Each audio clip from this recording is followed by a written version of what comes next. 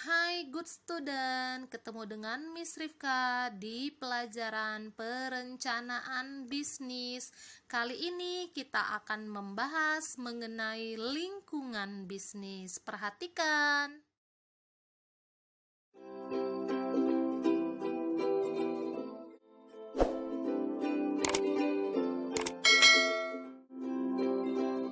Hai, di materi perencanaan bisnis kali ini Miss Rifka akan membahas lingkungan bisnis.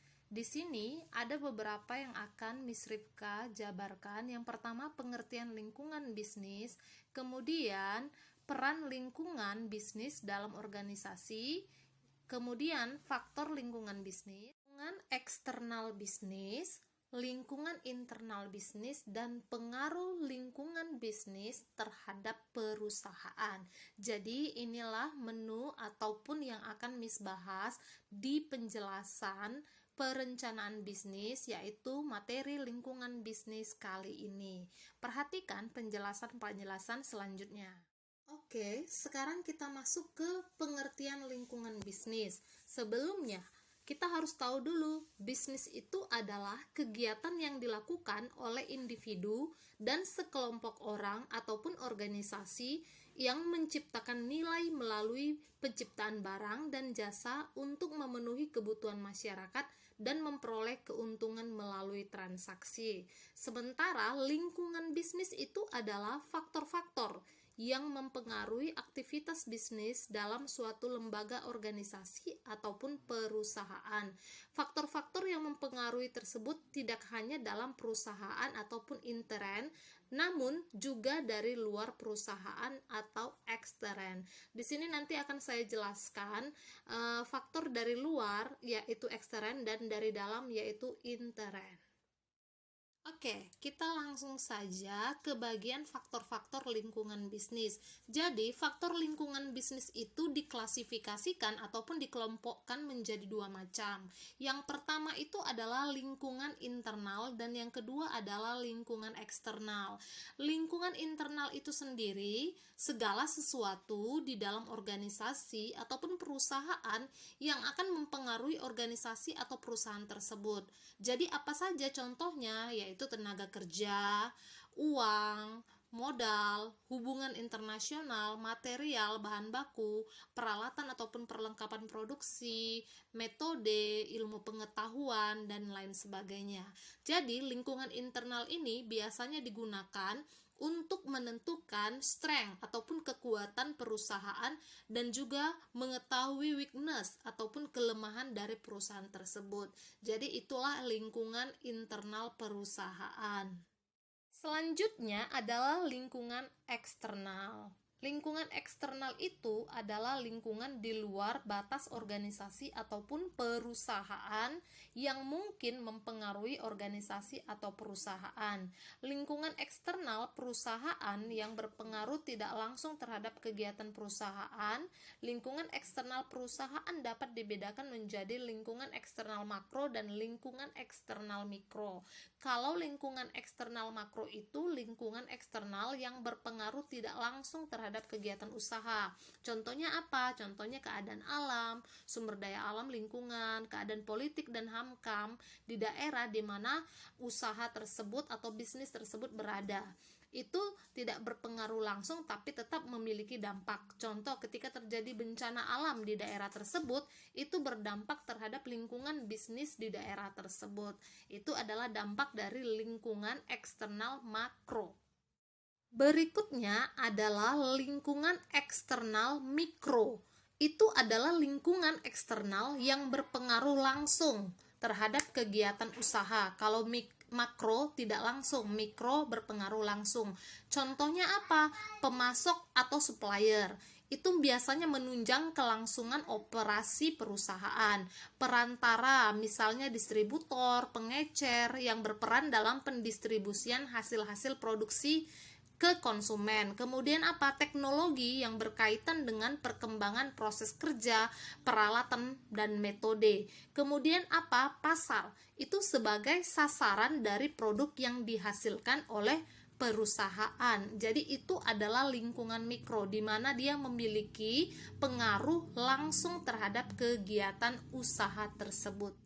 Baik, selanjutnya itu adalah mengenai lingkungan eksternal, di mana lingkungan eksternal itu terdiri dari beberapa. Yang pertama adalah faktor ekonomi. Jadi yang perlu dianalisis dalam faktor ekonomi itu biasanya adalah siklus ekonomi, gejala inflasi ataupun kenaikan harga-harga barang, deflasi ataupun penurunan harga-harga barang, kebijakan moneter, serta neraca pembayaran. Kemudian yang kedua itu adalah faktor demografi. Faktor demografi ini terdiri dari perubahan jumlah penduduk yang akan mempengaruhi permintaan. Kemudian perubahan struktur usia penduduk ini akan mempengaruhi permintaan jenis produk yang sesuai perubahan umurnya. Distribusi pendapatan dan tingkat pengangguran. Yang ketiga itu adalah ekologi. Ekologi itu apa? Gerakan untuk melindungi alam dan menentang segala macam bentuk pencemaran dalam lingkungan. Itu adalah ekologi. Sekarang faktor lingkungan eksternal yang keempat itu adalah faktor teknologi. Faktor teknologi itu apa? Perubahan teknologi yang membawa pengaruh terhadap perkembangan perusahaan, ya. Kemudian yang kelima adalah politik dan hukum. Itu adalah keputusan-keputusan perusahaan itu biasanya dipengaruhi oleh perkembangan lingkungan politik dan hukum ataupun peraturan-peraturan yang ditetapkan oleh pemerintah yang mempengaruhi dan membatasi gerak-gerik berbagai organisasi dan individu dalam masyarakat. Yang keenam itu adalah faktor pemerintah, yaitu perubahan kebijakan pemerintah dalam berbagai bentuk peraturan.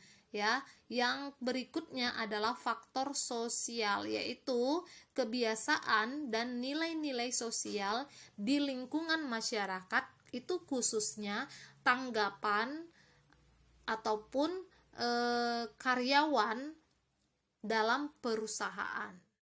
Oke, yang terakhir adalah lingkungan global. Lingkungan global ini dapat mempengaruhi perusahaan baik secara langsung maupun tidak langsung. Beberapa perusahaan biasanya mengandalkan negara lain untuk sebagian pasokannya dan menjual produknya ke berbagai negara lain tersebut. Oke, sekarang kita masuk ke dalam peranan lingkungan dalam organisasi bisnis. Yang pertama, peranan berorientasi terhadap kebijakan. Maksudnya, peran pertama ini ditunjukkan untuk memperbaiki kinerja organisasi bisnis, terutama dalam hal memahami berbagai kecenderungan perubahan lingkungan. Jadi, perusahaan itu harus peka terhadap yang namanya perubahan lingkungan.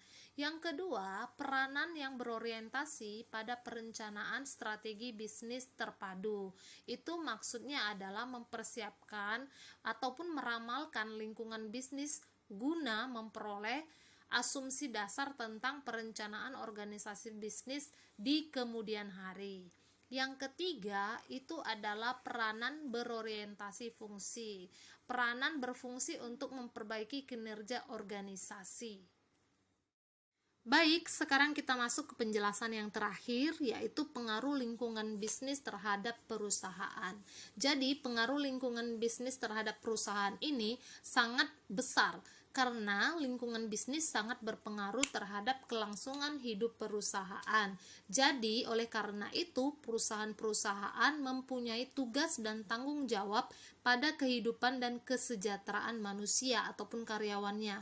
Istilah tanggung jawab sosial menunjukkan pertimbangan manajemen tentang pengaruh-pengaruh intern ataupun dari dalam maupun ekstern ataupun dari luar, di samping juga pengaruh ekonomi dan keputusannya. Artinya, setiap keputusan dan kebijakan perusahaan itu berpengaruh terhadap kegiatan perusahaan itu sendiri. Oke, sekian dulu penjelasan Miss Ripka mengenai lingkungan bisnis untuk bagian pertama ini. Jadi, kita akan ketemu lagi di penjelasan berikutnya. Jika ada yang kurang paham ataupun ingin ditanyakan, silahkan ditanyakan di forum diskusi. Bye.